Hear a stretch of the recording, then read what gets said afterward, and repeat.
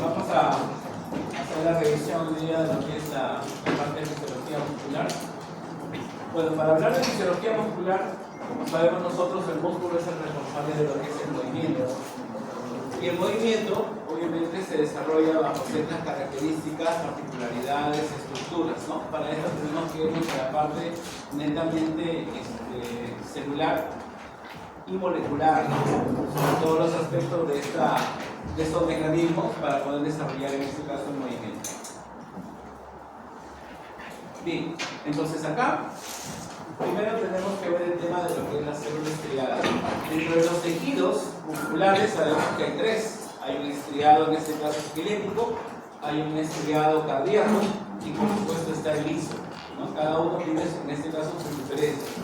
Pero en el caso de lo que es el músculo estriado esquelético, se caracteriza en este caso porque está formado por lo que vienen a ser unas fibras de forma cilíndrica, ¿no? Es algo así, en este caso como un plumón, una fibra cilíndrica. Obviamente acá los términos en cuanto a las definiciones van a modificarse. Significa entonces que, por ejemplo, el prefijo sarco, ¿no? Es lo que se va a utilizar, por ejemplo, como sinónimo de citoplasma, se va a llamar sarcoplasma. En el caso de la mitocondria son los sarcosomas, ¿va? En el caso de la membrana es el sarcoleno, ¿correcto? Y si hablamos, por ejemplo, del retículo endoplasmático, ¿cómo se va a llamar? Retículo sarcoplasma. Entonces, el prefijo sarco está en este caso asociado a todo lo que vienen a ser las estructuras de una fibra muscular. Ahora, esta fibra muscular, como te decía, tiene una forma cilíndrica, ¿correcto? Y que por dentro vamos a encontrar una serie de estructuras que se van a llamar miofibrilas, ¿no? Entonces, por dentro es como si fueran, digamos, unas minas muy delgadas que vienen a ser en realidad las estructuras, en este caso contráctiles, que es lo que le va a dar en este caso a las propiedades. Ahora, hablando de estas propiedades, el músculo, por supuesto, tiene diferentes características, ¿no? Entonces, por ejemplo, una propiedad del músculo es la tonicidad. La tonicidad viene a ser el estado de semicontracción del músculo. Significa entonces que cuando nosotros, por ejemplo, estamos durmiendo, estamos descansando, el músculo no está totalmente relajado, sino que hay una pequeña base sobre el cual se va a desarrollar un pequeño trabajo muscular. Entonces eso viene a ser una tonicidad. Y la tonicidad, por ejemplo, cuando se quiere evaluar, se hace en función a qué. Por ejemplo, nosotros, para que veas un punto de la comparación, nosotros tenemos a nivel de la mano lo que es obviamente músculos. Y en la parte posterior de la pierna, ¿no? Esa región se llama la región sural. Ahí vamos a encontrar, por supuesto, el tríceps sural, ¿no? Entonces, cuando uno presiona con fuerza el tríceps no te duele la mano, ¿no es cierto? Porque obviamente el grupo muscular que se encuentra en esta región tiene obviamente una mayor cantidad de masa. Entonces, cuando uno evalúa la tonicidad, es justamente tomando en cuenta esa resistencia que tiene el músculo en estado de reposo, ¿sí? Cuando esta masa es demasiado flácida, por ejemplo, durante la época, algo concreto, cuando hubo ese tema de la época de COVID, ¿no? Hubo mucha gente que estuvo postrada, pero estuvo postrada por el hecho de que siempre estaba al lado de un punto de oxígeno, ya sea utilizando una cámara binasal o de repente usando algo más complejo que se llama la máscara de reservorio. Lo que quiere decir entonces que las personas estaban en reposo no porque no podían caminar, sino porque necesitaban estar cerca al punto de oxígeno y tenían que estar obviamente guardando reposo. Pero cuando este tiempo se prolongaba, ¿no? Por ejemplo, la persona estaba 2 semanas, 3 semanas, definitivamente ese músculo, como no tiene, obviamente no ha tenido este movimiento que normalmente uno por actividades cotidianas lo hace, entonces va perdiendo esa fuerza. Y ese músculo se va transformando en un músculo hipotónico, ¿correcto? Hipotónico. Entonces, La tonicidad tiene espectros. Hay la hipotonía y hay la hipertonía. Cuando aquí, por ejemplo, te da un calambre, ¿no? Y justamente en la misma zona de la pantorrilla se vuelve totalmente endurecido. Entonces esa es una hipertonía, ¿no? Pero la hipotonía, como te decía, se da en personas que normalmente están postradas, ¿no? Y debido a que por eso es que ahí entra a tallar este profesional que es justamente el tecnólogo médico especializado en rehabilitación, que se encarga de hacer una sesión de terapia para, en este caso, mantener esa o mejorar esa tonicidad. Pero aparte de la tonicidad, también tenemos otras propiedades, en este caso, que es lo que es la contractibilidad. Que la contractibilidad viene a ser, en este caso, ¿no?, aquel grado de acortamiento muscular. El músculo se puede acortar, ¿estamos de acuerdo? Que es obviamente lo que vamos a revisar hoy día. Pero así como hay un acortamiento, también hay una elasticidad.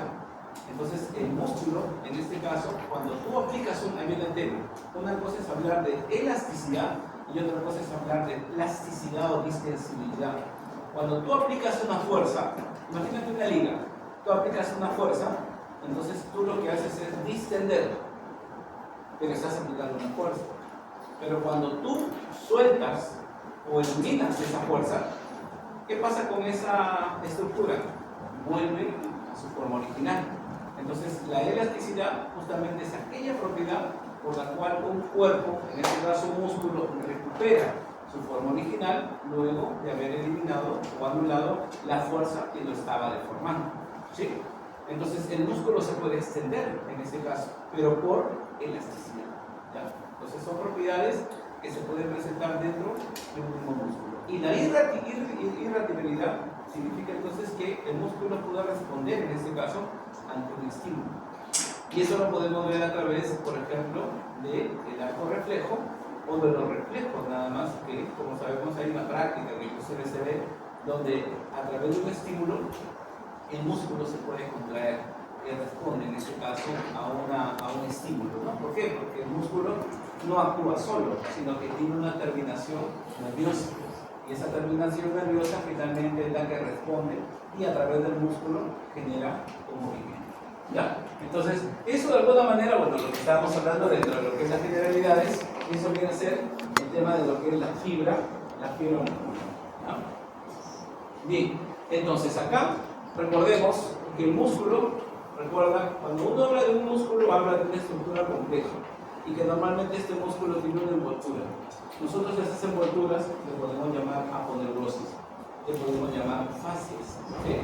Pero dentro de este músculo, como podemos ver, vamos a ver que el músculo es un agrupamiento de, es decir, internamente cuando tú haces el corte, vamos a encontrar que dentro vamos a encontrar ahí unos paquetes. Esos paquetes se les puede llamar haces o también se les puede llamar fascículos, ¿correcto? Y que dentro de estos haces o fascículos nosotros vamos a encontrar a las fibras musculares.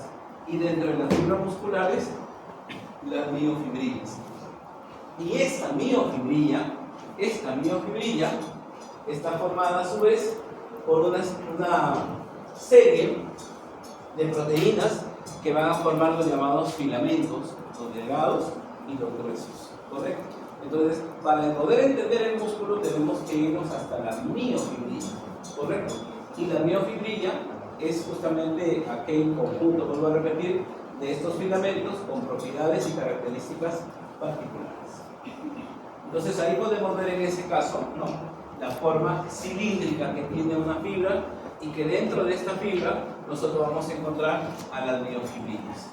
Las miofibrillas, como pueden ver, presentan una serie de bandas que en conjunto nosotros le podemos llamar expresiones, que es la razón por la cual nuestro músculo, por eso se le llama, o sea, al observarlo de manera microscópica, por eso se le llama músculo estriado, ¿ya? Se le llama músculo estriado. Entonces, dentro de ese músculo estriado, nosotros vamos a ver, te decía, filamentos delgados y filamentos gruesos, ¿sí? Estos filamentos delgados y gruesos están constituidos ¿por qué? Por proteínas, ¿correcto? Pero si vamos acá a esta región, vamos a observar que acá hay una serie de bandas, ¿sí? Y obviamente hay unas líneas. Entonces, si uno toma como referencia dentro del esquema y uno hace en este caso un segmento, vamos a ver que esta línea en zigzag es lo que se conoce como la banda Z o la línea Z, que simplemente acá vamos a ver que estas líneas, que son un conjunto de proteínas, van a servir como medio de inserción para los filamentos delgados, que como pueden ver acá están en color rojo. ¿Ya? Eso vienen a ser los filamentos delgados. ¿Y dónde se van a insertar? A través de una banda, de un disco, perdón, de un disco Z. Muy bien. Ahora, ¿por qué hablamos del disco Z? Porque todo lo que comprende de un disco Z a otro disco Z, eso de ahí es importante siempre utilizar el término adyacente, ¿correcto? El espacio comprendido entre dos discos Z o líneas Z adyacentes se llama sarcómera, ¿correcto? Pero siempre hay que poner el apellido adyacentes. Obviamente porque yo podría utilizar de repente otra línea Z mucho más alejada y estaría entre una línea Z y otra línea Z, pero tienen que ser continuas o adyacentes, ¿no? O sea, de aquí, de esta línea, muchachos, a esta línea de acá, todo esto corresponde a la sarcómera, que viene a ser en este caso la unidad estructural, la base para poder entender lo que es las características del músculo. Ahora, como pueden ver, ahora sí, en la parte media vamos a ver algo en azul. Lo que estamos viendo en azul, o sea, de lo que sería esto de acá, ¿estamos de acuerdo? Esto de acá vienen a ser en este caso los filamentos gruesos, ¿ya? Vuelvo a repetir, esto es la línea o el disco Z que estamos viendo acá, y de él vamos a ver justamente que aquí se van a anclar estos filamentos delgados. Pero lo que vemos en azul vienen a ser los filamentos gruesos. ¿Estamos de acuerdo? Y ahí vamos a ver de qué están constituidos. Muy bien, ahora, si nosotros, ahora viene el tema, vamos hacia arriba, ¿correcto? Vamos hacia arriba y observamos de arriba hacia abajo, ¿estamos de acuerdo? De arriba hacia abajo. Antes de eso, no olvidar que estamos hablando de que de este disco Z se van a anclar los filamentos delgados para ambos lados, ¿correcto? Para ambos lados, no para un solo lado. Pero yo te decía, si nosotros observamos desde arriba, ¿estamos de acuerdo? Desde arriba hacia abajo, entonces yo voy a ver que este segmento, ¿estamos de acuerdo o no? Este segmento solamente está constituido ¿por qué? Por filamentos delgados, ¿correcto? ¿Sí? Tanto hacia la izquierda, ¿sí o no? Como hacia la derecha, pero vuelvo a repetir, de ese segmento a ese segmento.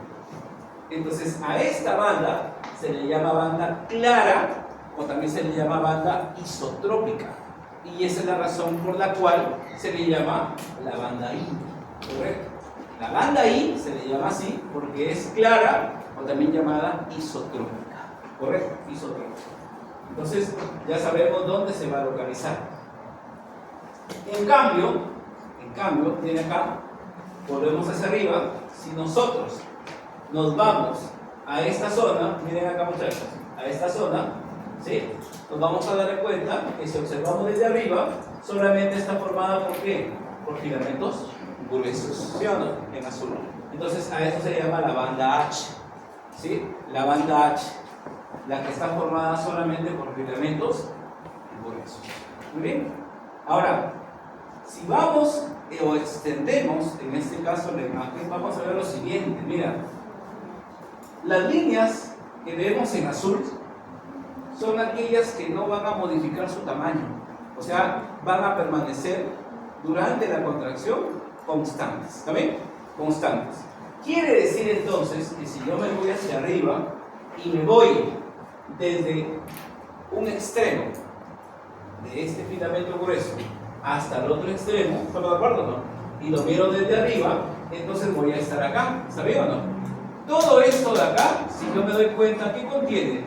Filamentos que delgados y gruesos, ¿está bien o no?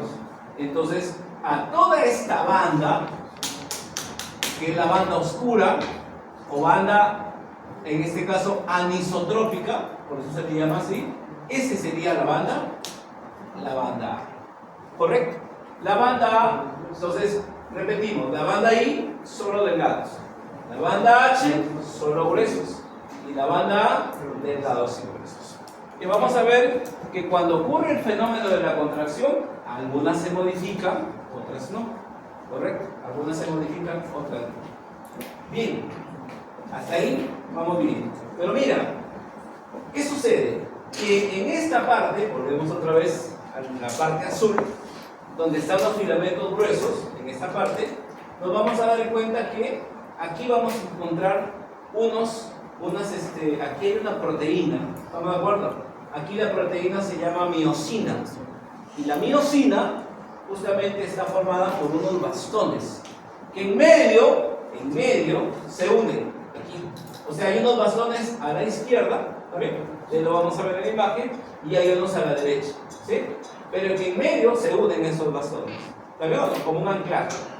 Entonces, a estos puntos de unión de estas proteínas, como van a estar en fila, ¿está bien o no?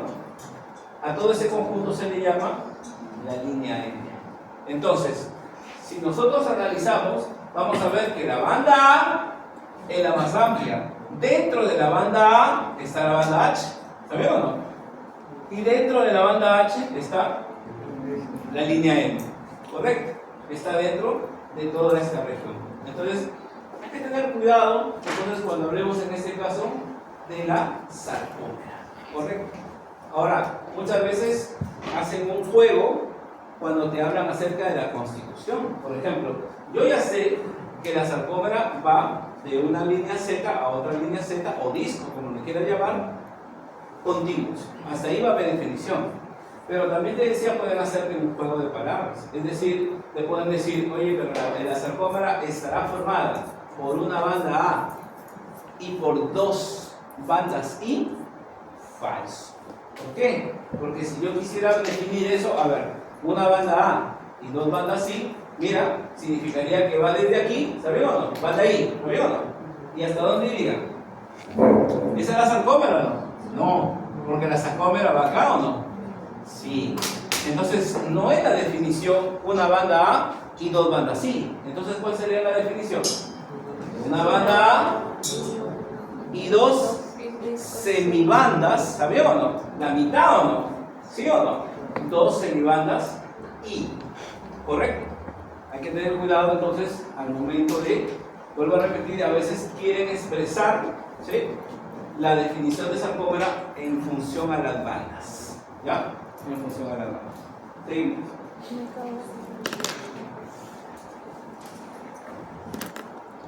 Bueno, ahí podemos ver, bueno, hemos estado hablando hace rato de las bandas, era lo que te estaba mencionando, ¿no? O sea, ¿qué es lo que tú, en este caso, puedes observar dentro de cada una de ellas? Como puedes ver acá, en este caso, los filamentos delgados, ¿no? Ya saben cómo en este caso se pueden apreciar. Acá podemos ver delgados y gruesos o no, que correspondería a quién, a la banda A, esa es la banda I, ¿no? Y obviamente, tanto la H, que lo hemos hablado, ¿no?, la H como la banda M están formados por filamentos gruesos. Normalmente la diferencia viene así.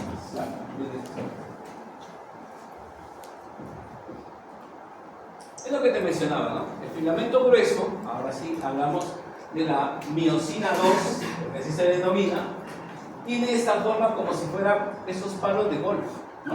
Estos palos de golf. Y que obviamente esto de acá, muchachos, vienen a ser las llamadas cabezas de miosina. Las cabezas no simplemente son unas estructuras, sino que vamos a ver que van a tener puntos de contacto. Es decir, cuando ocurre la contracción, estas de acá van a desarrollar un trabajo muscular con el ATP. Y ahí viene el tema, para no olvidarnos. Cuando ustedes han estudiado en el primer ciclo, uno ve siempre la parte de generalidades. Y dentro de las generalidades, uno observa siempre, cuando nos explican, nos hablan de biomoléculas, ¿correcto? Que hablamos de carbohidratos, lípidos y proteínas, ¿correcto? Pero cuando hablamos de carbohidratos, hablamos siempre de dos cosas importantes, ¿no? Lo que es la glucosa y lo que es el glucógeno, ¿correcto? La glucosa, obviamente, como la unidad más importante de reserva energética, la glucosa. Pero, en el caso del glucógeno, es la forma como se almacena. Y los dos lugares donde se almacena el glucógeno, ¿dónde es? Los dos lugares donde se almacena el glucógeno. ¿Ah? Hígado y músculo. Correcto. Pero el hígado pesa 1600 gramos. En cambio, el músculo representa el 40 a 50% del peso corporal. O sea que el hígado es una zapatilla. No pasa nada. Acá la reserva más importante es el músculo. ¿Correcto? El músculo. O sea, imagínate que la mitad de tu peso, eso viene a ser músculo. ¿Correcto? Ahora, ¿qué sucede? Y alguien dirá, pero ¿por qué el músculo debe tener tanto glucógeno? Ahí viene el tema. Porque el glucógeno, a través de un proceso, a ver si se acuerdan, ¿cómo se llama? ¿Cómo se llama el proceso por el cual el glucógeno, ¿sí o no?, se transforma en glucosa? ¿Alguien se acuerda de eso o no? Glucogenólisis. Así es. Glucogenólisis. ¿Correcto o no? Glucogenólisis. ¿Sí o no? Muy bien. Pero ahora, otra cosa es que la glucosa se forme a partir de otras biomoléculas, a partir de aminoácidos o a partir de lípidos, ¿no? Y eso se llama gluconeogénesis. Pero acá, obviamente, el mecanismo más importante es la glucogenólisis. Muy bien. Por lo tanto, tienes glucógeno en el músculo, este se utiliza para transformar glucosa. Ya, ¿y para qué la glucosa? Para que la glucosa entre ¿a qué? ¿Para qué? ¿Qué va a pasar con esta glucosa? ¿Va a qué? A transformarse en ¿qué? Acá, el fenómeno de la glucólisis. ¿Correcto? Pero hay dos tipos de glucólisis.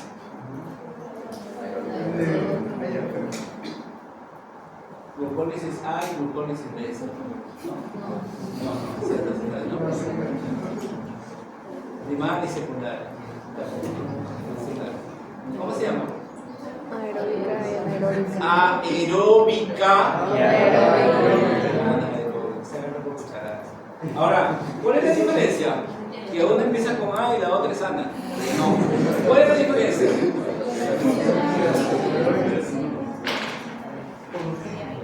Ya, usa oxígeno, ¿verdad? Pero aquí es el tema. ¿Cuáles son los productos de esa glucólisis?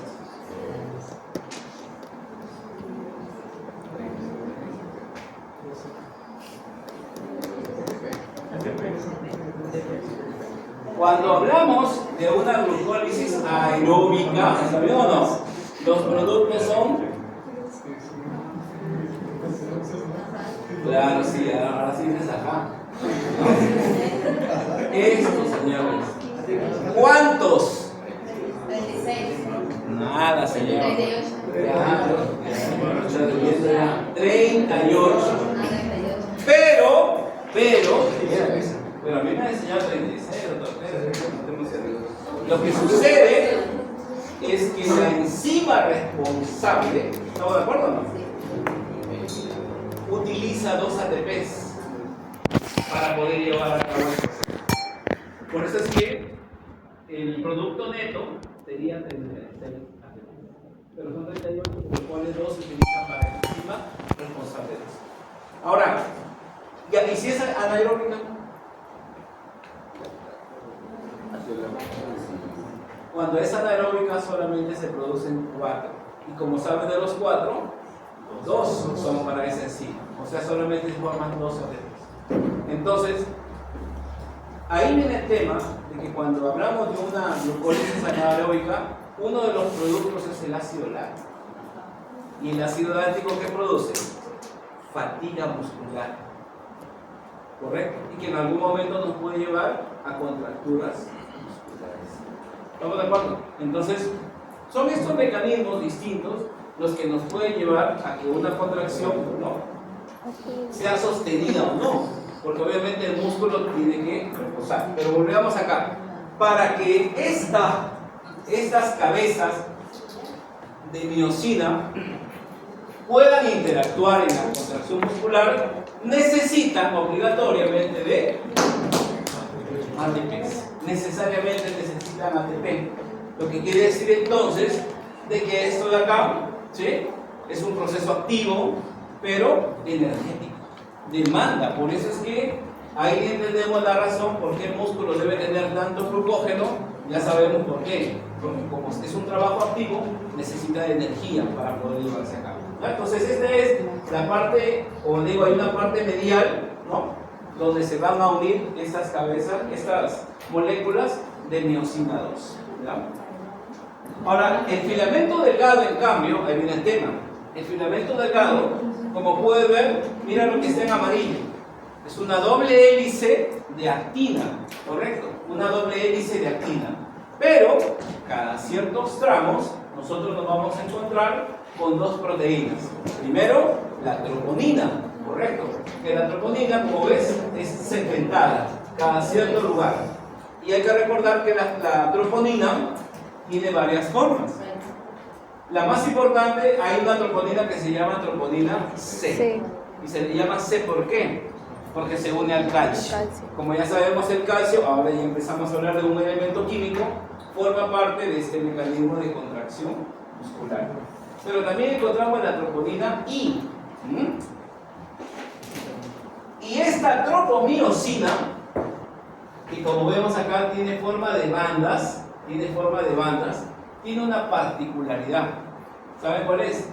Que esta normalmente va a interponerse, se interpone entre la actina y la miosina. ¿Correcto? Mientras se interponga, no hay contracción muscular. La contracción muscular tiene eventos, porque tú sabes que no es que directamente se contrae, sino que todo parte de un estímulo nervioso. Entonces, ese es el punto de partida. Obviamente, cuando ya llega al momento en el cual el calcio, por eso es que el calcio se le llama en este caso el elemento gatillo, porque una vez que el calcio entra en contacto, automáticamente ocurre el deslizamiento. A veces uno habla, oye, pero ¿cuándo empieza la contracción? ¿Desde que empezó el estímulo nervioso o desde que hay el deslizamiento? Entonces son preguntas a veces que no entran. ¿Por qué? Porque en realidad todo es un proceso. Esas preguntas en realidad son preguntas, podemos decir, absurdas, ¿no? ¿Cuándo empieza? No, el proceso inicia desde el proceso nervioso, correcto. Pero cuando actúa el calcio, ya ocurre en sí el deslizamiento. Entonces, encontramos que el filamento grueso está formado solo por miosina 2, correcto. Y el filamento delgado, bueno, la base, la estructura, viene a ser la actina y las otras dos proteínas que vienen a ser la troponina y tropomiosina.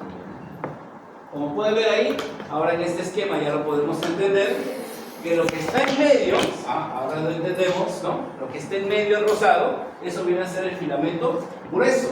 Y dentro de este filamento grueso podemos ver justamente a las moléculas de miosina 2 con sus cabezas que, vuelvo a repetir, de ahí vamos a ver que tienen una parte muy energética. El filamento delgado anclado a la línea Z, correcto, y que además tiene sus dos proteínas, ¿no? ¿Cómo se llama la del rojo? Tropomiosina, correcto, y cada cierto extremo, bueno, por acá se vería, sería la troponina, ¿no? La troponina. Listo, entonces, visto de una manera más molecular, ya podemos ir entendiendo la forma como se van a anclar, ¿no? Esas proteínas. Bueno, ahora, por fuera, ahí viene el tema, por fuera, si esto es la fibra muscular, habíamos dicho que por dentro, ¿sí o no? Estaban aquí las miofibrilas, ¿sabían o no? Las miofibrilas. ¿Y qué había dentro de las miofibrilas? Filamentos delgados y gruesos. Las sarcómeras, ¿estamos de acuerdo? O un conjunto de sarcómeras. Sin embargo, lo que estamos viendo acá es por fuera de acá, en la parte externa. Nosotros vamos a ver que en esta parte externa hay una serie de membranas, ¿correcto? Y aquí algunas membranas son transversales. Mira esto.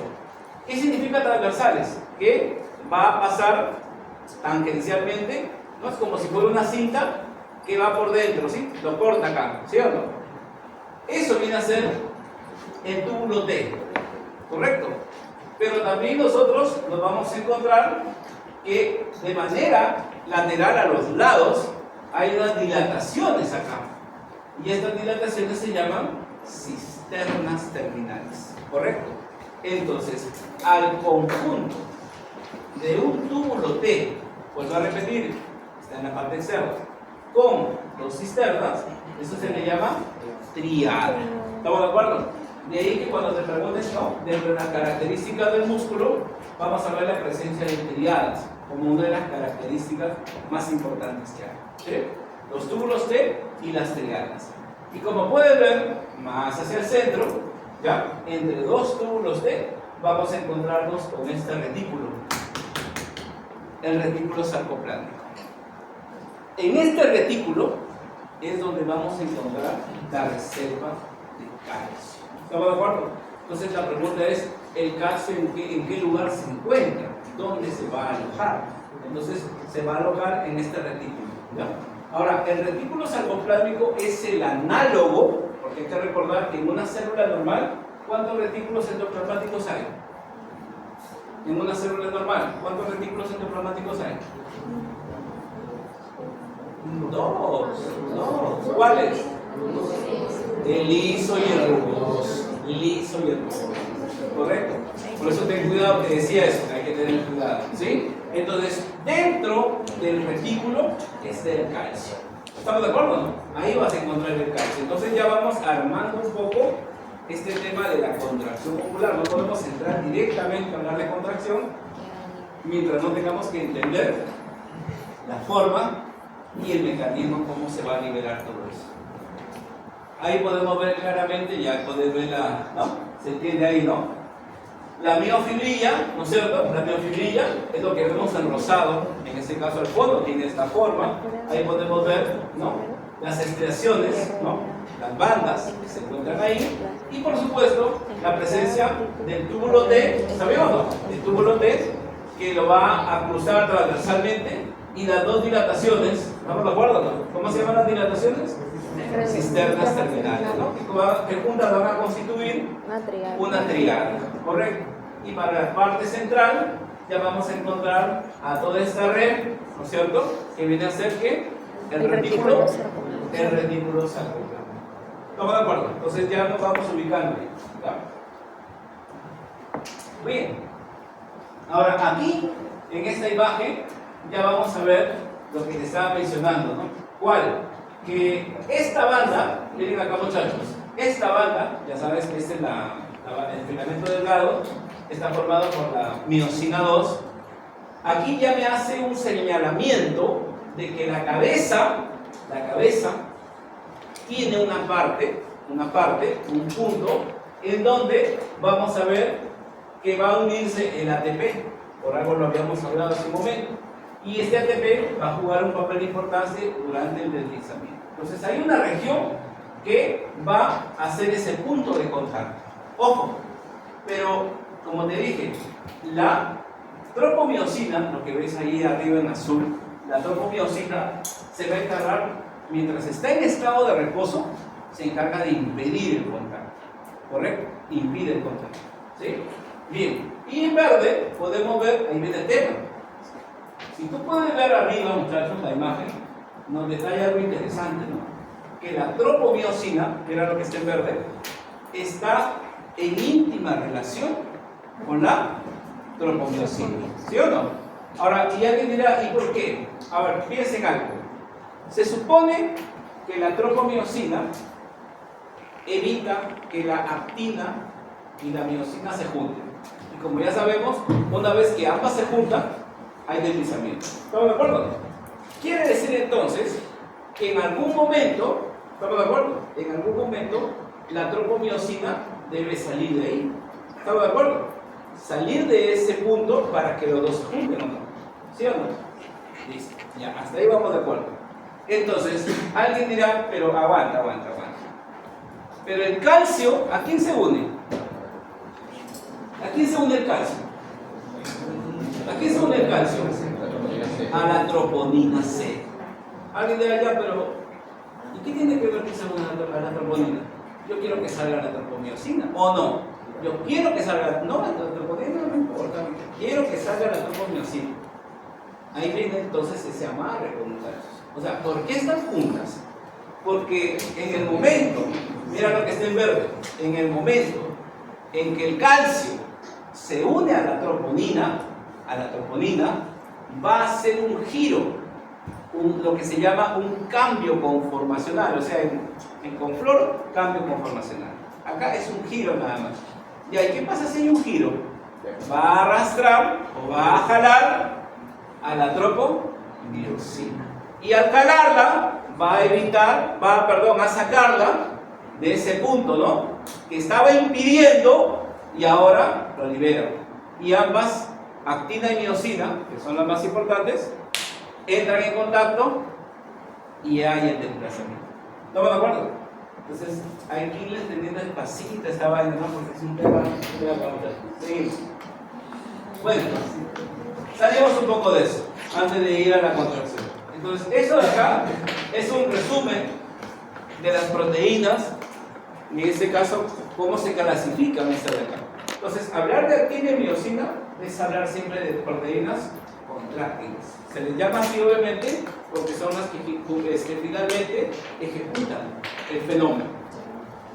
Pero la troponina y la tropomiosina, como ves ahí, son reguladoras. Claro, definitivamente. ¿Por qué?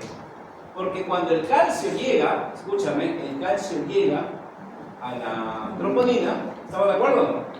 Alguien dirá, pero ya, se une. ¿Por cuánto tiempo? ¿O es permanente? No, simplemente es algo que ocurre en milisegundos nada más. O sea, se une, pero ¿qué sucede, muchachos? El calcio es tóxico. ¿Ya? Tóxico. Significa entonces que rápidamente se tiene que sacar. ¿Regresar a dónde? ¿De dónde salió? Del retículo sarcoplámico. Se libera, pero una vez que llegue, hace contacto, y hay 3 mecanismos, ni siquiera hay uno, hay 3 para poderlo sacar. Entonces, lo que nos indica la toxicidad de este calcio. Mientras esté guardadito, acá no pasa nada, pero cuando se libera, se hace solamente para ejecutar o para desencadenar. Por eso te decía, se le llama también gatillo, para poder desencadenar un fenómeno y luego se va a recuperar. ¿Estamos de acuerdo? Entonces, eso hay que tenerlo en cuenta. Por eso se llaman reguladores, ¿correcto? En este caso, regulan, la contracción. La contracción no puede ser permanente. El músculo debe entrar en relajación, ¿estamos de acuerdo? Para mantener, obviamente, su estructura y no ser dañada, ¿ya? No ser dañada.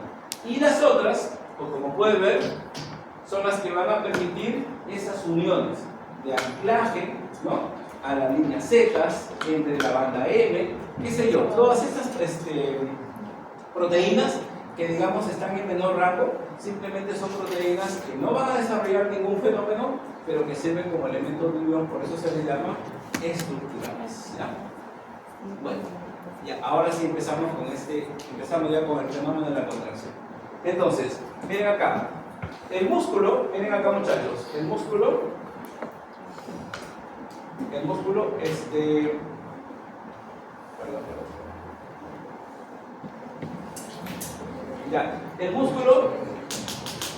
se caracteriza porque tiene una terminación nerviosa, ¿sí?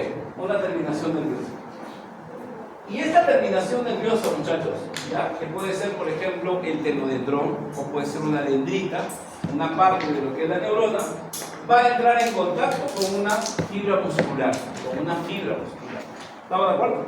Entonces, a ese punto, o a ese segmento, o a ese lugar en donde se une esta terminación nerviosa con la fibra muscular, se le llama en este caso unión neuromuscular, ¿sí? Ojo, hay enfermedades que afectan la unión neuromuscular, ¿sí?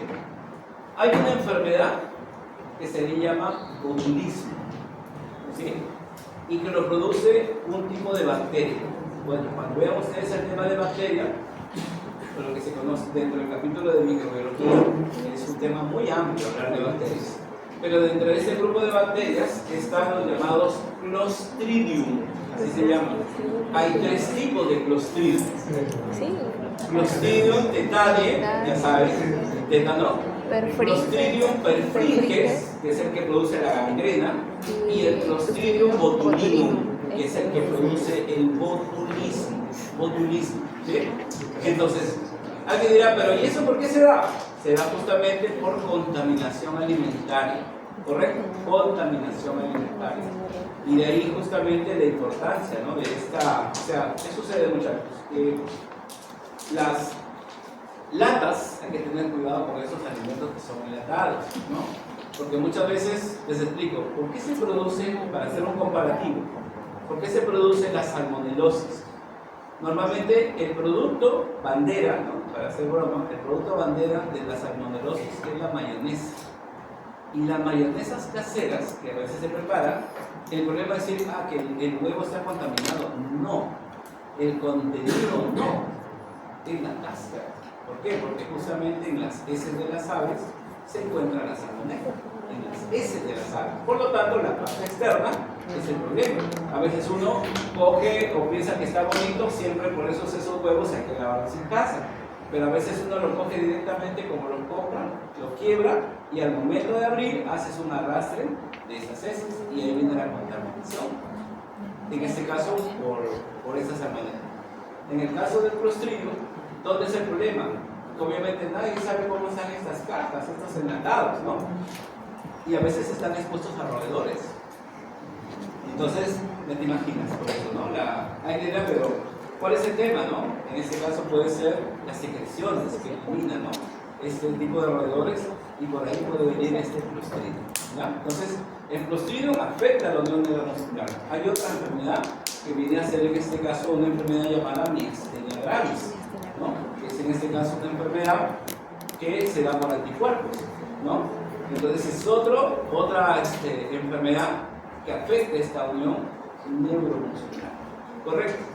Y hay que ver también que cuando una persona se intoxica, ahí viene el tema, ¿no? Cuando va a exponerse, por ejemplo, eso es importante, ¿no? Cuando a veces hacen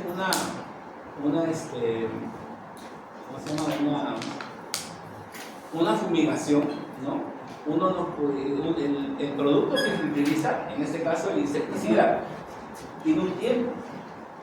Y muchas veces cuando permanece cerrado, ese lugar a veces lo fumiga, y uno llega, a veces el olor puede pasar imperceptible, pero si en el momento que tú estás en ese lugar, has llevado por ejemplo tu desayuno, por ejemplo, todos los alimentos que están ahí se pueden impregnar.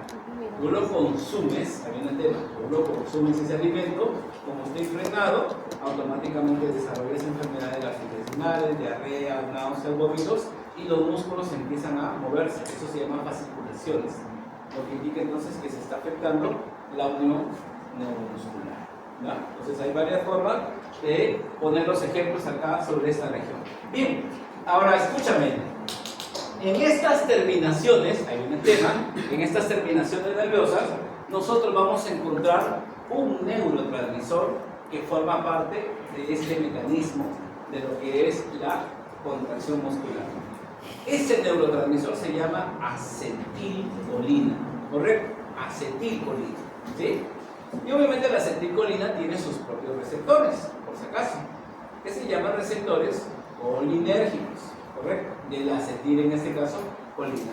Entonces la acetilcolina se va a tener que liberar, pero lo hace, aquí viene el tema, miren acá.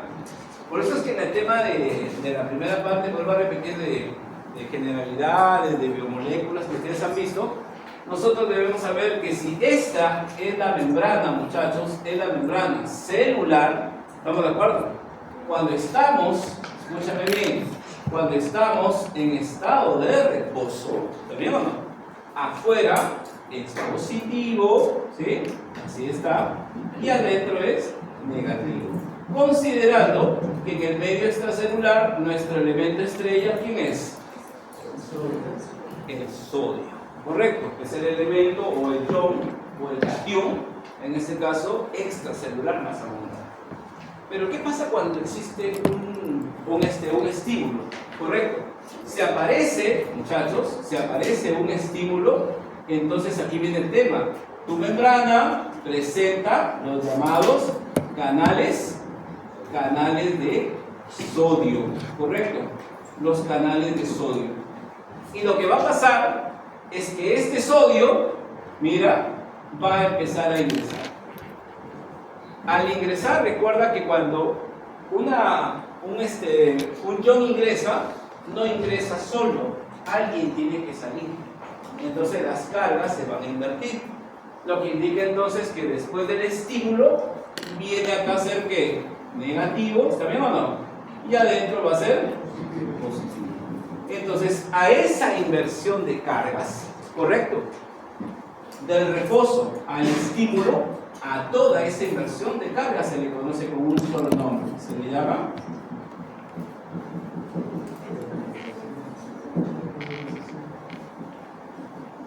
¿correcto? Despolarización. Entonces, cuando uno dice la membrana se despolariza, se está refiriendo a eso, a que las cargas se van a invertir, ¿correcto? Pero es en este caso por el ingreso del sodio. ¿Estamos de acuerdo? Por el ingreso del sodio. Entonces, seguimos, ahora estamos empezando. Muy bien. Entonces, ahí podemos ver, correcto, que la membrana, como ustedes saben, la membrana está formada obviamente por una mezcla de fosfolípidos, ¿no es cierto? Así es una membrana, que me refiero a esto de acá, y que aquí vamos a encontrar a estos canales. Y como puede ver en la parte externa, ¿estamos de acuerdo? Aparece obviamente, aquí en esta región va a estar el sodio, ¿sí? Como el elemento más importante. Y que cuando se va a despolarizar, ahí es donde vamos a encontrar el ingreso del sodio. ¿Estamos de acuerdo? Y obviamente, así como el sodio es el elemento más abundante del medio extracelular, en el intracelular también tenemos un elemento más abundante del intracelular, que viene a ser el potasio. Entonces, durante este fenómeno hay un intercambio. Entra sodio, sale potasio. ¿Correcto? Entra sodio, sale potasio. ¿Sí? Entonces, por ahí entonces que el punto de partida para este fenómeno de la contracción, primero, a nivel de la unión neuromuscular, la membrana se despolariza. Pero durante la despolarización vamos a ver que los canales de sodio se van a abrir para que este ingrese y salga potasio. ¿Estamos de acuerdo? Eso va a permitir en este caso un potencial de acción. Como esto va cambiando de carga, se genera justamente un potencial de acción. Y se llama así, obviamente, porque va a transmitirse, en este caso, a través de los túbulos T. Recordemos que los túbulos T son los que van a, ¿de acuerdo o no? Los que van a ingresar transversalmente, tangencialmente. Porque si alguien habla de externamente, no sirve de nada. Porque la idea es que todas, recuerda que las miofibrillas están dentro, ¿no? Todas, en este caso, se tengan que estimular, en este caso a la vez. ¿Ya? Y acá está lo que te estaba mencionando, ¿no? La palabra clave es que ese mecanismo despolariza a la membrana. ¿Bien? Entonces aquí, yendo paso a paso, podemos ver entonces que, date cuenta, ¿no? Por dentro, nosotros vamos a encontrar justamente a esta carga, ¿no? Y por fuera está el sodio, que está en este caso en color verde. Entonces, esta membrana, como puede ver, que en este caso es dependiente de ATP, va a liberar, en este caso, un fosfato. ¿Qué significaba ATP? Adenosintrifosfato. Y uno de esos fosfatos se va a liberar, ¿estamos de acuerdo? De ahí que se va a transformar en ADP, ¿ya? Por eso es que es dependiente de energía, ¿ya? Dependiente de energía. Y esto lo que va a provocar, acá está el fosfato, el PI, el fosfato, lo que va a provocar es la apertura, como ves allá a la derecha, de ese canal. Y eso va a provocar que ese sodio ingrese, ¿no? Entonces eso de acá es una forma, digamos, más esquemática de entender nuevamente el mecanismo de esos canales de sodio, ¿ya? Canales de sodio. Listo. Ahora acá puedes ver que la terminación nerviosa, que es lo que estamos viendo ahí en amarillo, tiene obviamente a este neurotransmisor preformado, o sea, ya está la acetilcolina, ya está. Lo que sucede es que cuando se junta, ¿no?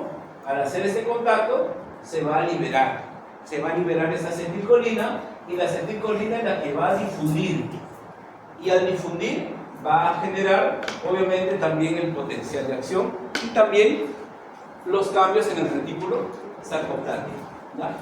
acetilcolina. Acá podemos verla de otra manera, muchachos, ¿ya? Un poquito más detallada. Arriba tenemos entonces nuestra unión neuromuscular, ¿no? La unión entre la terminación y la placa motora. Acá, como pueden ver, la liberación de la acetilcolina, ¿no? Y obviamente esta es la que va a difundir hacia dónde, mira, va a ir a dónde, a los túbulos T, correcto, y luego va a ir a dónde, a lo que viene a ser las cisternas terminales y el retículo endoplasmático. Entonces, dentro de esa región, el retículo, perdón, sarcoplámico, vamos a encontrar este calcio. Y este calcio, al estar en contacto justamente con el neurotransmisor, se va a liberar. Se va a liberar. Y aquí vamos a ver ese mecanismo. Y dentro de esta liberación, como puede ver, el calcio se va a ir dirigirse directamente a la troponina. ¿A cuál troponina? C. A la troponina C. Ahí se va a ir. Y luego vamos a ver los diferentes mecanismos que van a ver.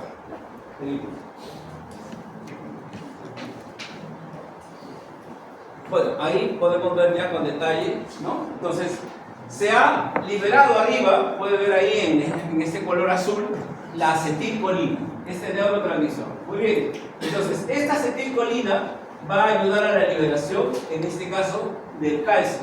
Que el calcio, como pueden ver acá, se encuentra dentro de estas cavidades que vienen a ser los el retículo sarcoplámico.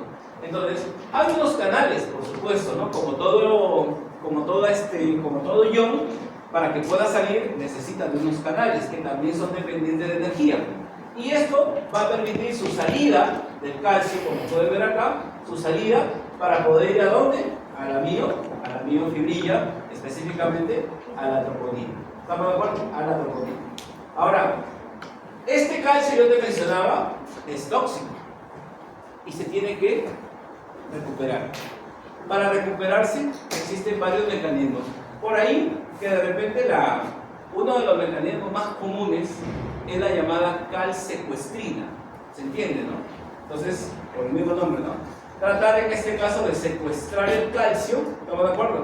Para regresarlo, en este caso, a lo que es el retículo sarcoplámico.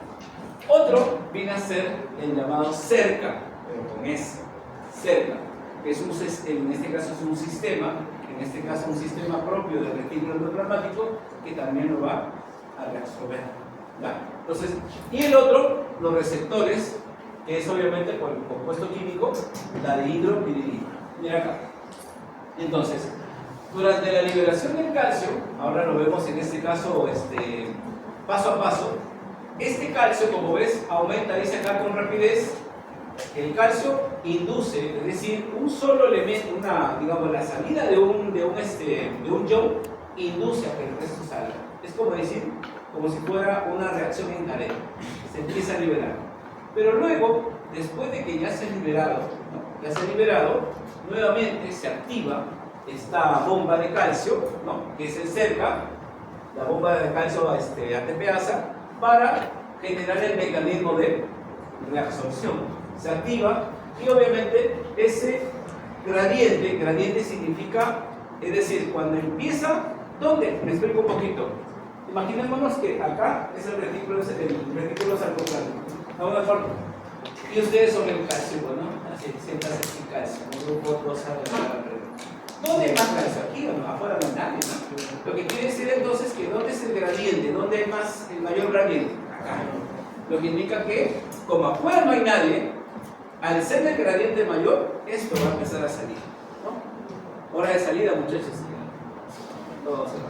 Sin embargo, va a llegar un momento en que la concentración, la cantidad de alumnos que hay afuera y la cantidad de alumnos que hay dentro van a ser iguales. ¿Estamos de acuerdo o no? En ese momento en que afuera, también el tema, en que afuera es mayor, ¿está bien o no? ¿Qué va a pasar? El mecanismo inverso. ¿Estamos de acuerdo?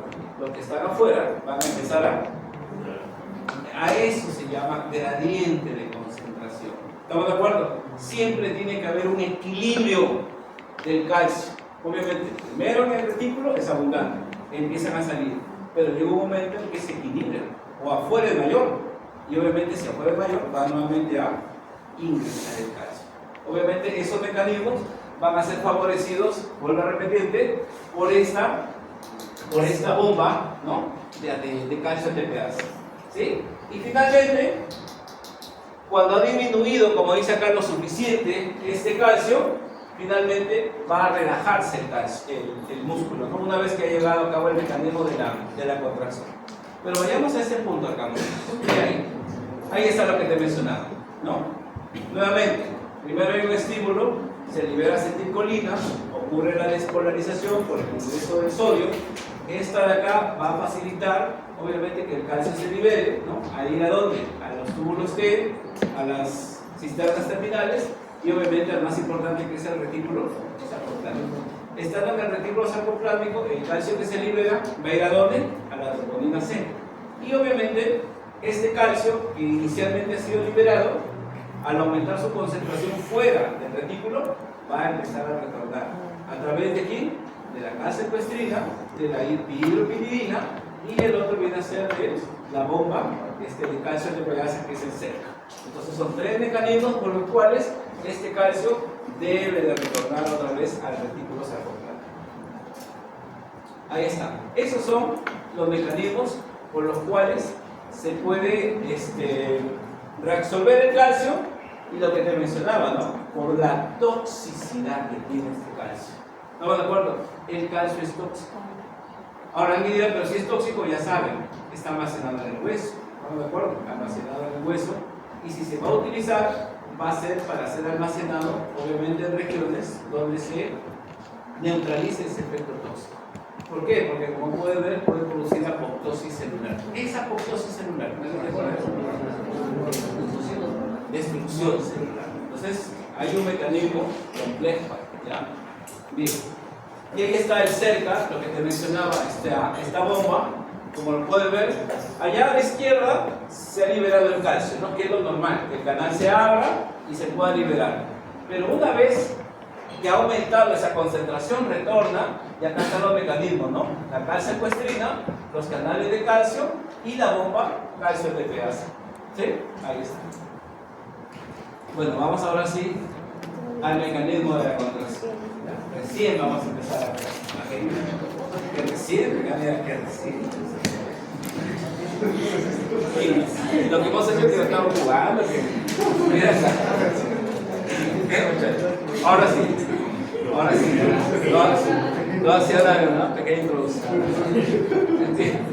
Bien, muchachos. Entonces, ya con todo lo que hemos hablado, vamos a explicar entonces que esto, ya sabemos que es el filamento grueso.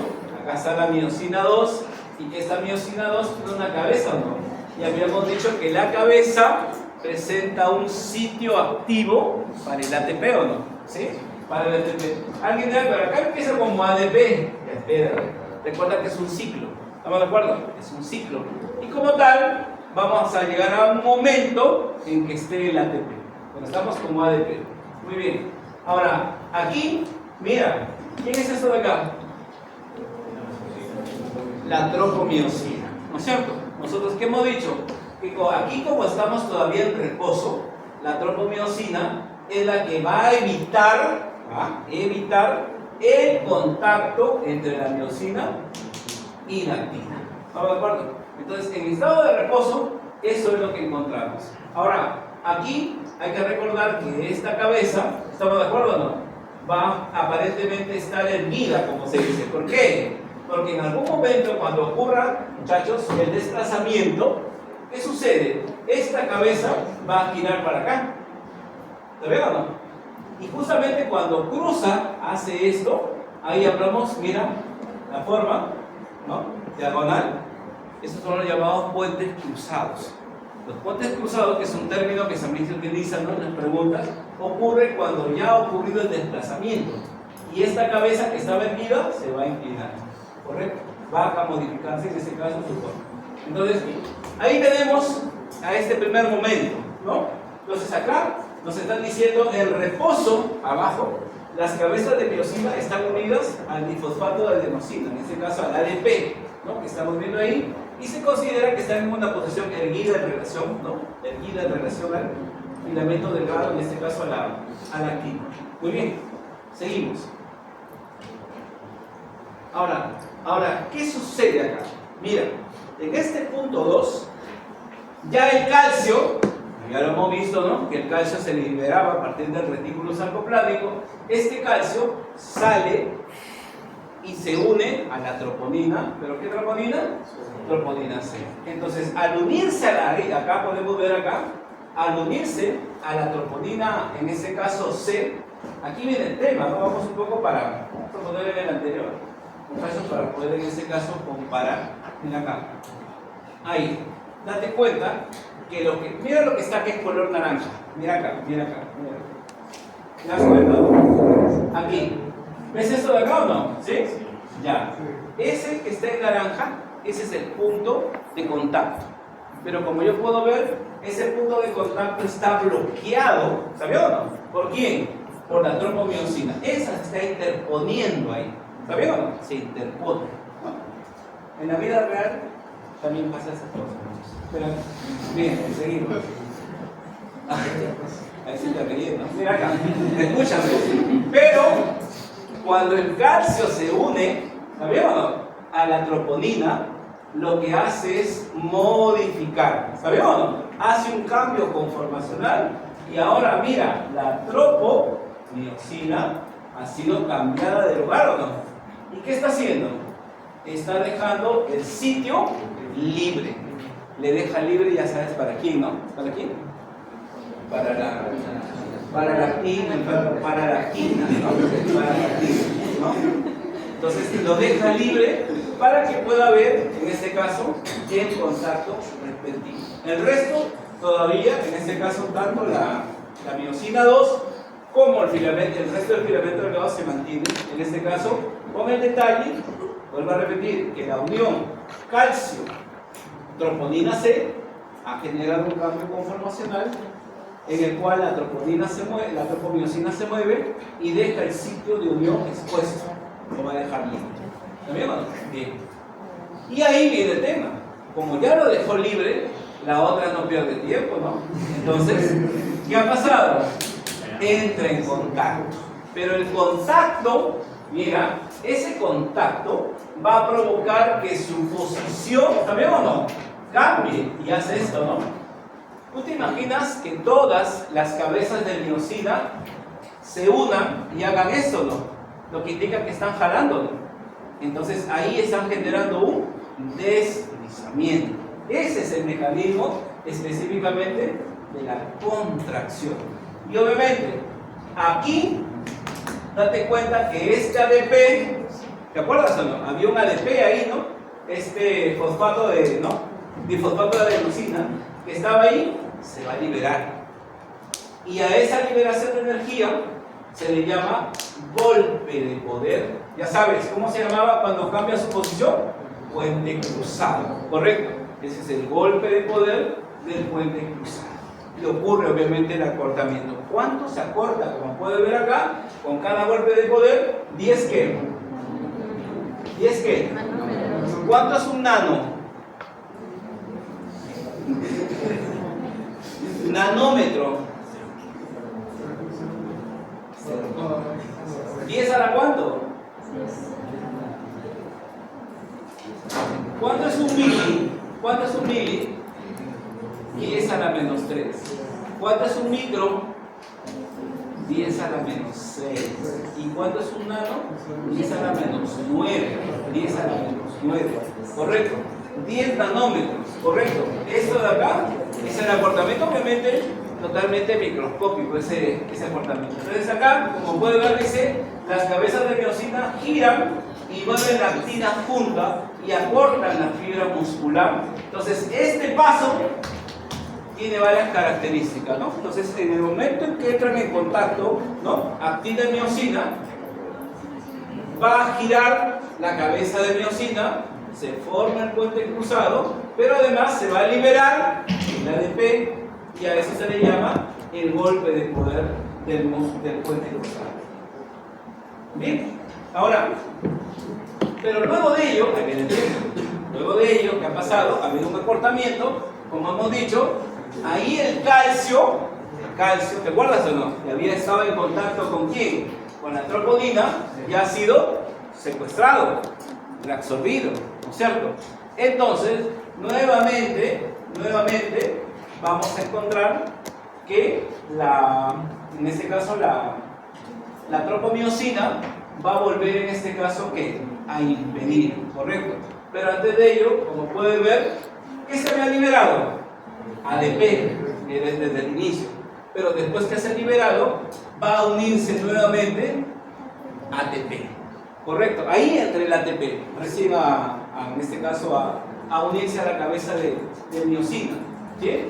Y es como un sustrato que es el que va a empezar nuevamente el mecanismo de la contracción. Entonces acá dice, al final del golpe de poder, que fue en el evento anterior, el ATP se une, ¿no? al sitio expuesto y causa un desprendimiento del filamento de actina.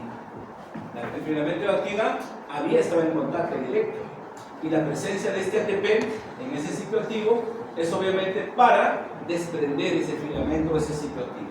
Entonces ahora, como pueden ver, nuevamente, ¿no? El ATP, ¿qué hace? Libera un ion fosfato, lo libera. ¿Estamos de acuerdo o no? Y al liberarse, ¿te acuerdas que se había cruzado, no? Se había cruzado. Ahora en este caso va a volver, este cambio, ¿no? Va a volver a su posición erguida, a su posición original. Y en ese cambio ya no va a estar en contacto, en este caso directamente ¿con quién? Con la actina, sino ¿con quién? Con la tropomiosina, ¿no? Que era lo que le estaba, en ese caso, impidiendo. ¿Estamos de acuerdo? Y nuevamente vuelve al estado de reposo. ¿Sí? Entonces, esos son los pasos moleculares para ir entendiendo el mecanismo de la contracción muscular. Entonces acá vuelve a su sitio original y nuevamente, ¿no? Reinicia el mecanismo. Es decir, primero la tropomiosina, recordemos el primer paso. ¿Qué estaba sucediendo? Que la actina y la miosina estaban separadas ¿por qué? Por la tropomiosina. ¿Estamos de acuerdo? Pero sabíamos nosotros que en ese caso la tropomiosina, ¿qué estaba cubriendo? Un sitio de unión del ATP, un sitio energético. Era lo que le estaba, un sitio en este caso de contacto, lo estaba impidiendo. Pero luego en el segundo paso, cuando ya la troponina se une al calcio, ¿qué hace esta troponina C unida al calcio? Mueve la tropomiosina y ese sitio lo deja expuesto. Luego, ¿qué va a pasar en el tercer paso? Las dos se van a unir, ¿no es cierto? Pero en esa unión, ¿qué va a pasar? Se libera el ADP. Uno, ¿qué más? Hay el acortamiento, ¿no es cierto? Formando puentes cruzados. Pero además hay un golpe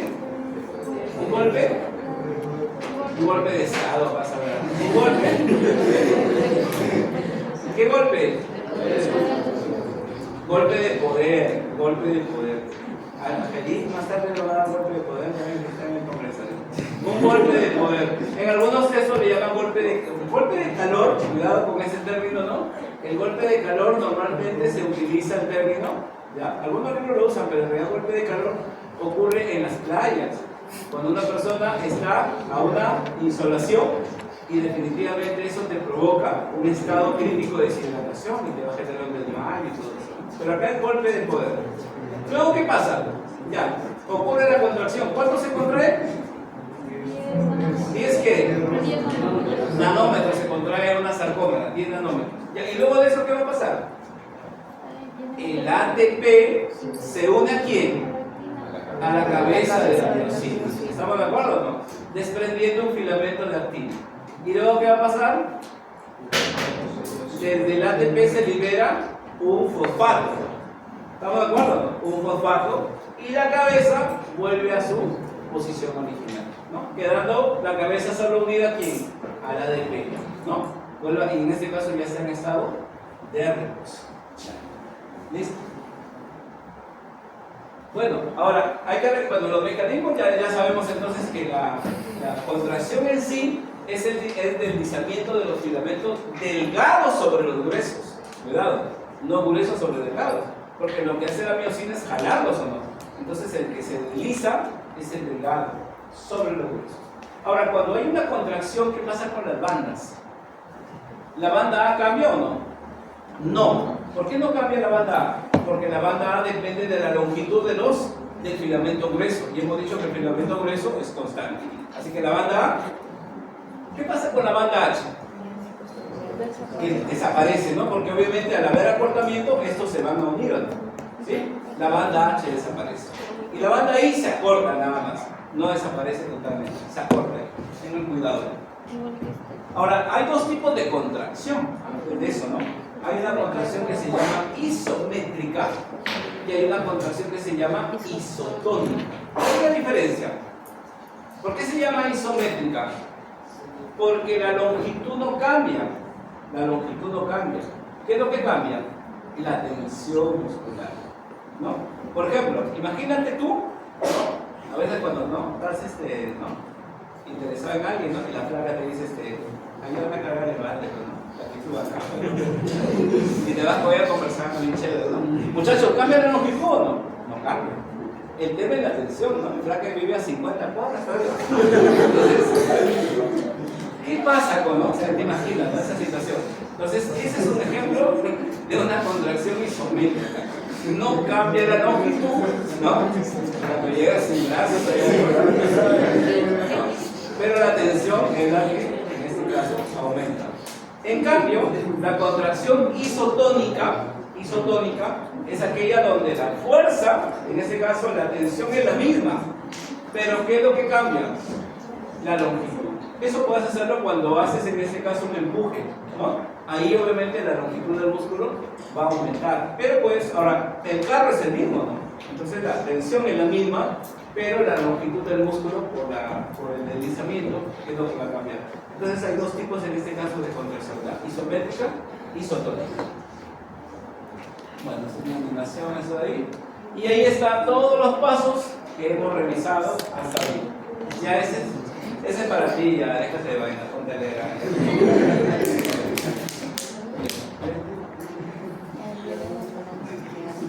Bueno, esa es la parte final, ¿no? Acá, digamos, como dato adicional de lo que estamos en este caso revisando acerca de el tema de la contracción, ya como ves ahí, que es un fenómeno cíclico, por supuesto, ¿no? Porque nosotros todos los días, a cada momento desarrollamos contracción muscular. Y ahí viene el tema, que aún cuando uno duerme, hemos hablado, ahí hay un estado que se llama tonicidad, correcto, que es un estado de semicontracción. Entonces, que el músculo no se relaja totalmente, hay un estado pequeño donde hay una contracción, correcto. Y acá, para no olvidarnos, el tema de la velocidad, ¿sí? Como puede ver, es de 15 micrómetros por segundo. Ya sabes cuánto era una micra, ¿no? ¿Cuánto era una micra?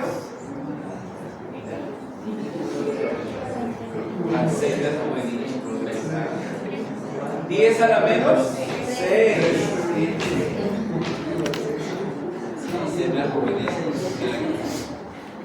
Y ahí nuevamente, ¿no? Ya como digo, esto de acá es otra forma también de hacer el enfoque, ¿no? Hacer el enfoque a todos, en este caso, los diferentes campos. Ahora, escúchame, pero ya hemos hablado, todo el mecanismo lo hemos visto acá, pero nos estamos olvidando de alguien. ¿De quién nos estamos olvidando? De todo el mecanismo. Alguien nos falta.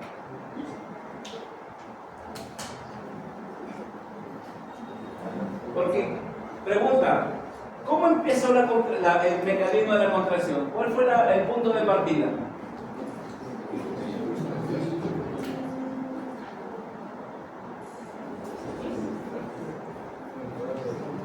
Bueno,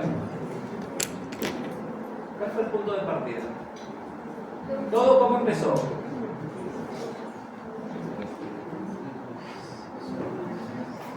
Despolarización, ya por ahí viene la despolarización. Pero ¿quién participaba en esa despolarización? El sodio, ya, acá, también el sodio, ya. Pero ¿quién participaba ahí? Claro, la acetilcolina, pues. Ya, ahora, ahí hay dos cosas, dos desencadenantes, la acetilcolina y el calcio. Ahora, el calcio ya lo explicamos, cómo se libera, pero luego cómo se reabsorbe, ya está. ¿Y la acetilcolina? No lo hemos hablado.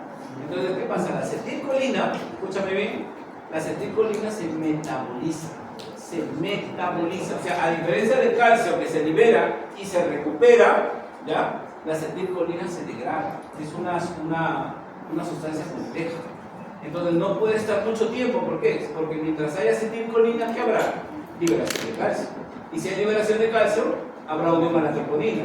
Entonces todo el tiempo va a estar unido y obviamente se va a contracturar ese músculo, ¿no es cierto?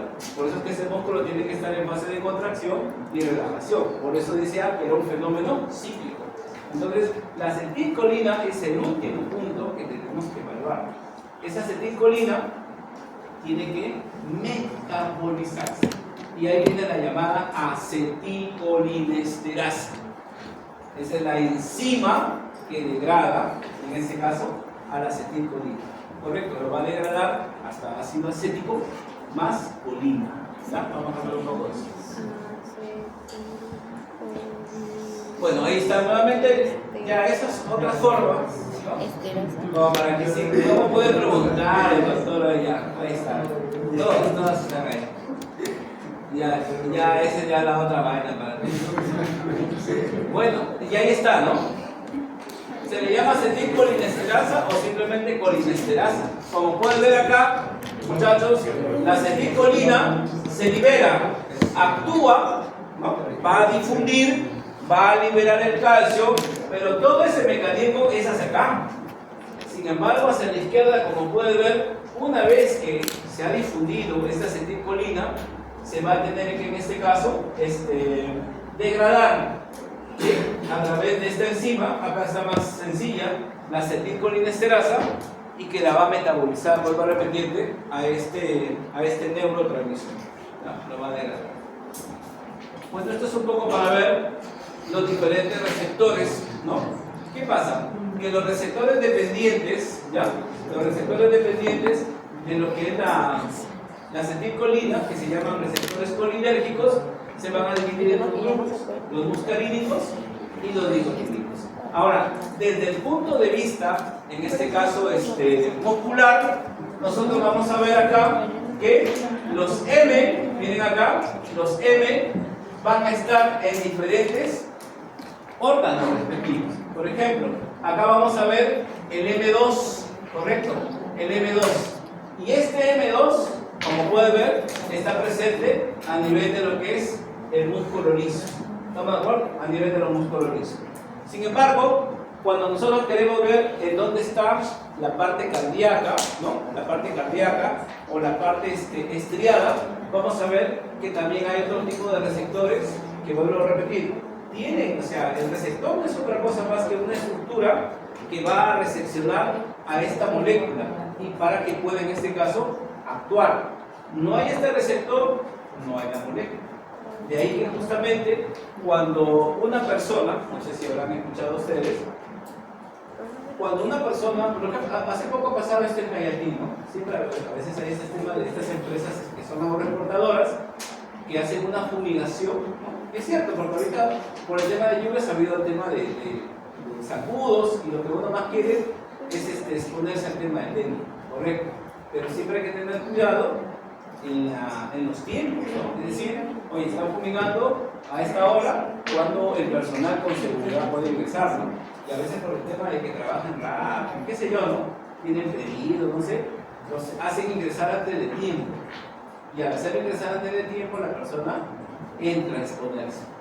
Y obviamente han habido cerca, así me han hablado como 150 trabajadores, ¿no? Que han sido sacados por el tema de que están presentando náuseas, dolores. Sin embargo, o sea, acá cuál es la complicación. Te explico. Cuando llega una persona intoxicada, esas sustancias que son insecticidas se le llama químicamente órganos fosforados, así se le llama. Cuando llega una intoxicación por órganos fosforados, lo primero que tú evalúas es la parte respiratoria. Llegas y ves cómo respira la persona, el estado de conciencia, y luego empiezas a ver las pupilas. Normalmente estas personas, cuando uno ve las pupilas parece que fueran una puntita nada más, o sea, miosis. ¿Se acuerdan de ese término? Mióticas son las pupilas, ¿sí? Cuando tú las ves mióticas y encima le pones, ¿no?, una linterna, ¿no? Porque se supone que cuando tú acercas una linterna, ¿estamos de acuerdo? Se supone que debe cerrarse más, ¿o no? Pero si tú le dejas la linterna, debe haber vidrios, pero están mióticas totalmente. Entonces, se utiliza una sustancia, ¿no? Un medicamento que se llama atropina, ¿ya? Y la atropina lo que hace es justamente actuar sobre un receptor, ¿sí? ¿Para qué? Para evitar que este órgano fosforado siga bloqueando, ¿ya? Siga bloqueando, en este caso a los receptores normales del cuerpo, y la persona justamente, yo los he visto, hacen fasciculaciones. Ahora, tú dirás, pero ¿sabes cuál es el tema? ¿A dónde está actuando? En el músculo estriado. Ahora, ¿pero qué pasa? También que se me mueva el músculo, ¿no? Claro, pero hay que recordar que uno de los músculos estriados es el diafragma. ¿Está bien o no? Entonces, cuando esta sustancia llega hasta el diafragma, ahí ya fuiste ya. Porque ¿cómo lo sacas? Es ahí donde se supone que el diafragma o músculo respiratorio trabaja y hace, obviamente mantiene, en este caso, la oxigenación. Pero cuando este se fatiga por esta afectación, entonces toda la saturación empieza a caer. O sea, las personas, muchachos, que llegan tanto por intoxicación como por envenenamiento, son las personas donde si no hueles, porque esa es la palabra, si no hueles, y no hueles el miedo, no, si no hueles, porque el veneno huele, el insecticida huele, ¿ya? Es más, el personal de salud tiene que estar protegido. Si no hueles, esa persona se te va, porque llega a conversar, casi sí, doctor, hay que vomir, sí, doctor, pero sí, o sea, hasta que te habla bien. Pero si no evalúas al momento, y lo peor es que a veces queremos evaluar, no clínicamente, sino le pones un oxímetro. Eso no sirve de nada, ¿no? Pero el oxímetro que serviría es para ver su basal. Tú le pones y dices, no, está saturado, está bien, pero déjalo ahí. Porque en algún momento, desde que estás tratándolo, esa saturación empieza a caer. Desde que empieza a caer en picada, ya se te va a ir, ya. Se te va. Y va a morir. Muere, de todas maneras, esta persona. De ahí entonces, la importancia, si es un envenenado, lavado gástrico, para sacar el veneno todo lo que se pueda.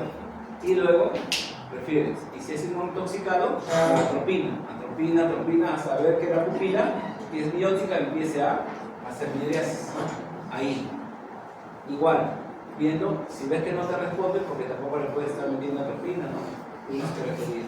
Entonces, a este nivel de receptores, a ese nivel se ven justamente estas enfermedades que te decía, son bastante complejas, pero que pueden en este caso, como te digo, tener un desenlace fatal si es que no se actúa rápido. Entonces, muchachos, ahí tienes todos los receptores, ¿no? Ahí vamos a ver que, recuerdan ustedes que el músculo liso no solamente se encuentra, ¿estamos de acuerdo?, en una sola región. Lo vas a encontrar ¿en dónde? En el tubo intestinal. ¿Dónde lo vas a ver? En la parte respiratoria. Vía respiratoria es el músculo liso, ¿no? En las mujeres, a nivel de útero. ¿Estamos de acuerdo? En la vejiga. Entonces, a nivel de diferentes vísceras, hay músculo liso. Así que es abundante. Y para cada región hay un tipo de receptor. Los M, como pueden ver, pueden ser M1 hasta M5. Y en el caso de los nicotínicos, pueden ser N1 y N2. ¿Ya? N1 y N2. Bueno, y eso ya la parte final, muchachos. Igual, eso también ya lo hemos realizado. Y esa es la parte final. Listo, muchachos. 5 de la tarde.